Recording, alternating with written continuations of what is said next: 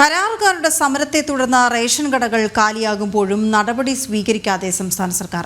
വടക്കൻ കേരളത്തിലാണ് പ്രതിസന്ധി രൂക്ഷം. സാമ്പത്തിക പ്രതിസന്ധിയെ തുടർന്നാണ് കരാറുകാർക്ക് സർക്കാർ പണം നൽകാത്തത്. പ്രജിത് മോഹനൻ ചേരുന്ന വിവരങ്ങളുമായി. പ്രജിത്, വിവരങ്ങൾ എന്താണ്?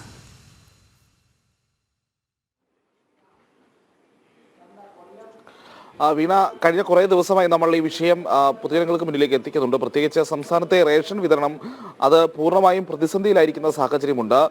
റേഷൻ കടകളിലേക്ക് സാധനങ്ങൾ എത്തിക്കുന്ന വാതിൽപ്പടി വിതരണക്കാരുടെ സമരം അത് ഏതാണ്ട് 12 ദിവസത്തോളമായിരിക്കുന്നു. ഇതുവരെ അതിനകത്തൊരു ഇടപെടൽ ഉണ്ടായിട്ടില്ല എന്നുള്ളതാണ് ഏറ്റവും വലിയ ശ്രദ്ധേയമായിട്ടുള്ള കാര്യം. പ്രത്യേകിച്ച് നേരത്തെ ഈ സമരവുമായി ബന്ധപ്പെട്ട്, അതായത് റേഷൻ വിതരണക്കാരായിട്ടുള്ള വാതിൽപ്പടി വിതരണക്കാർ സമരത്തിലേക്ക് പോകുന്നു എന്നുള്ള വാർത്ത നമ്മൾ പുറത്തുവിട്ടിരുന്നു. പിന്നീട് മന്ത്രി അടക്കമുള്ളവരുടെ പ്രതികരണങ്ങൾ നമ്മൾ തേടുകയും ചെയ്തിരുന്നു. അന്ന് മന്ത്രി പറഞ്ഞത് ഈ സമരം അവസാനിപ്പിക്കാനുള്ള നടപടിക്രമങ്ങളെല്ലാമായി അതിനുള്ള പണം അനുവദിച്ചിട്ടുണ്ട്, 2 മാസത്തെ കുടിശ്ശിക പണം ഉടൻ അനുവദിക്കുമെന്നൊക്കെ ഉള്ളതായിരുന്നു. ഇത് സംബന്ധിച്ചൊരു ഉത്തരവ്, സപ്ലൈകോയ്ക്ക് പണം അനുവദിച്ചിട്ടുള്ള ഉത്തരവ് പോലും സർക്കാർ പുറത്തിറക്കുന്ന സാഹചര്യവും ഉണ്ടായി. പക്ഷേ അതിനുശേഷം ഈ നിമിഷം വരെ ഏതാണ്ട് 3 ദിവസമൊക്കെ ആയിരിക്കുന്നു, ഇതുവരെ ആ പണം കരാറുകാർക്ക് ലഭ്യമാകുന്ന സാഹചര്യം ഉണ്ടായിട്ടില്ല. അതുകൊണ്ട് തന്നെ കരാറുകാർ സമരത്തിൽ നിന്ന് പിൻവാങ്ങിയിട്ടുമില്ല. ഈ ഒരു 12 ദിവസം എന്നൊക്കെ പറയുമ്പോൾ ആ സപ്ലൈ ചെയിൻ ഏതാണ്ട് പൂർണ്ണമായും മുറിഞ്ഞിരിക്കുന്ന അവസ്ഥയിലാണ്. സംസ്ഥാനത്തെ റേഷൻ കടകളിൽ മിക്കയിടങ്ങളിലും ഒരു സാധനവും ഇല്ലാത്ത അവസ്ഥയിലേക്ക് കാര്യങ്ങൾ എത്തിച്ചേർന്നിട്ടുണ്ട് എന്നുള്ളതാണ് വ്യാപാരികൾ അറിയിക്കുന്നത്.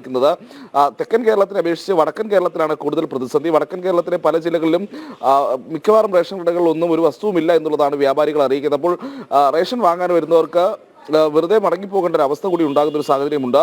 നമ്മൾ മനസ്സിലാക്കേണ്ട ഒരു അവസ്ഥ എന്ന് പറയുന്നത്, സംസ്ഥാനത്ത് നിലവിൽ കാലവർഷം എത്തുന്നു, അതിനൊപ്പം തന്നെ മഴ കനത്തിട്ടുണ്ട്.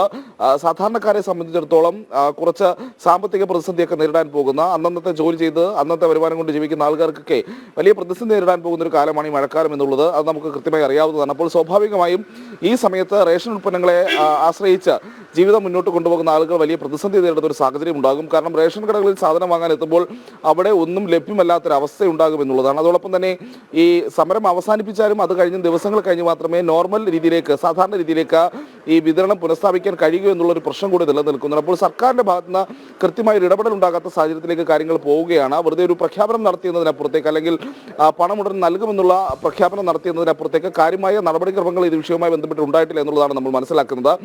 സപ്ലൈകോയുടെ അക്കൗണ്ടിലേക്ക് കൃത്യമായി പണം ഉത്തരവുണ്ടെങ്കിലും പണം കൃത്യമായിട്ട് എത്താത്ത ഒരു സാഹചര്യം കൂടി ഈ ഘട്ടത്തിൽ ഉദ്യോഗസ്ഥർക്ക് ചൂണ്ടിക്കാട്ടുന്നു. അങ്ങനെ സംസ്ഥാനത്തെ റേഷൻ കടകളിലേക്കുള്ള സാധനങ്ങളുടെ വിതരണം ഏതാണ്ട് പൂർണ്ണമായി നിലച്ചിരിക്കുന്നു. അതുകൊണ്ട് തന്നെ റേഷൻ കടകളിൽ നിന്ന് സാധനങ്ങൾ വാങ്ങാൻ വരുന്നവർ കാലി ചാക്കുമായി മടങ്ങിപ്പോകേണ്ട, അല്ലെങ്കിൽ ഒന്നും വാങ്ങാൻ കഴിയാതെ മടങ്ങിപ്പോകേണ്ട ഒരു സാഹചര്യം കൂടി ഉണ്ടാകുകയാണ്. ഇതിൽ കൃത്യമായ ഒരു ഇടപെടൽ ഉണ്ടായില്ലെങ്കിൽ വലിയ പ്രതിസന്ധിയിലേക്ക്, ഇപ്പോൾ തന്നെ ആ പ്രതിസന്ധി രൂക്ഷമാണ്, അത് കൂടുതൽ വലിയ പ്രതിസന്ധിയിലേക്ക് കാര്യങ്ങൾ പോകുമെന്നുള്ളതാണ്. വീണ, ശരി പ്രജിത്ത്.